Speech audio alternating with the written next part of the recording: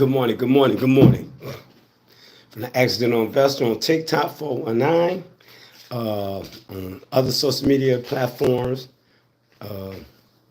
YouTube, Facebook, and Instagram, Success Out the Prison.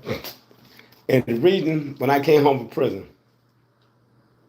how I became successful, I had retaught myself a lot of things I've learned from childhood, from my parents, from society, from my community.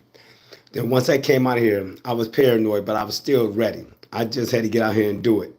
And I knew to be a citizen of the United States of America, you got to own a piece of real estate or you got to have ownership in a business that's making capital. They're bringing in income, not just for you, but income from your community, where you might hire several, 7 to 8, 10, 15, 20 people plus. And also you own a piece of real estate and some land. That will give you ownership. We are not taught that in the black community. Now, when you look at the Latino, Hispanics, the Jews, the Asians, the Italian, everybody is taught ownership because in their countries, a lot of them were being oppressed, a lot of them were poverty stricken. So when they come to America, they see a lot of opportunities that we overlook, like education.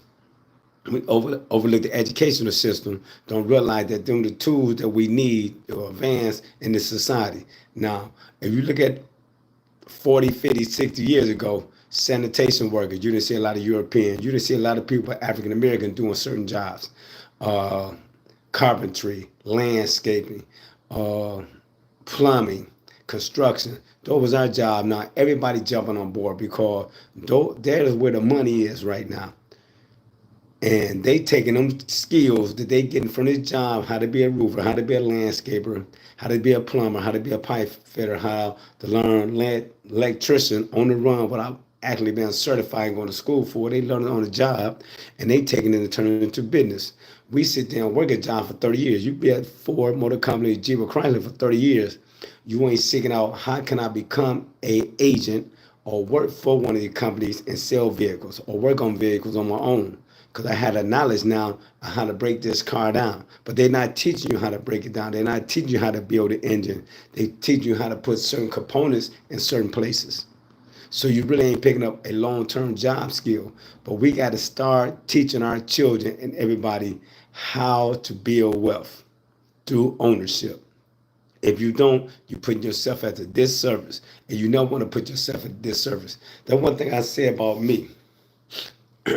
When I was in the Marine Corps, Marine Corps gave me a lot of great things that it taught me and helped mold my character. You know, the Marine Corps taught me how to build, how to work as a team, how to work as a unit, how to depend on your partner because your life might depend on it. And even out here, if you're going to sit there and start a business, your business got to be started on a different mindset. Can't be jealous and envy. And also, you got to sit back and say, what do I really want to do in my life? A lot of people jump into businesses because they see other people doing it. That don't mean that business is going to be successful. That don't even mean they successful. They might be in millions or hundreds of millions or billions of dollars in debt, but you still trying to follow suit. You got to find your niche. Find a niche you want. Thank you, my brother. Hoorah. Find a niche that you want to be in and then get in that niche and make sure you work hard. Make sure you focus on that. It might take 24 months. 60 months. It might take 120 months for you to even see any investment in your business.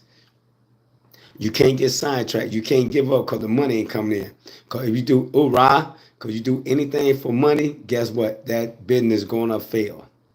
You can't focus on the money. Focus on the business. Focus on building a great infrastructure. Focus on building a great team around you, and focus on letting your people who work for you, don't treat them like employees. Treat them as business partners. Let them have their own personality, and also let them have a say so how the business is running, because those are the ones that are your lifelines.